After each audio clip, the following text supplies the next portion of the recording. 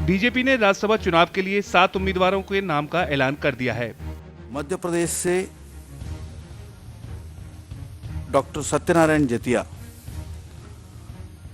पूर्व में सांसद लोकसभा के रह चुके हैं और पूर्व केंद्रीय मंत्री और भारतीय जनता पार्टी के वरिष्ठ नेता हैं।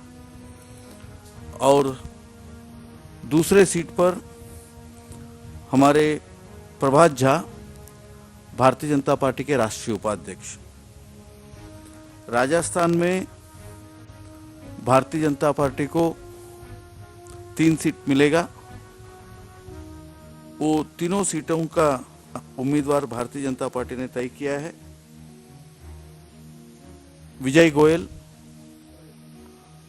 दिल्ली के प्रदेश अध्यक्ष और पूर्व केंद्रीय मंत्री और पूर्व सांसद, श्री राम नारायण डूडी और तीसरा DUDI नारायण पंचारिया। नारायण पंचारिया भारतीय जनता पार्टी के वहां के वरिष्ठ नेता है और एडवोकेट है। और बिहार से भारतीय जनता पार्टी ने 2 उम्मीदवारों को तय किया है। हमारे राष्ट्रीय उपाध्यक्ष डॉक्टर CP ठाकुर और वहां के भारतीय जनता पार्टी के वरिष्ठ नेता श्री RK सिन्हा।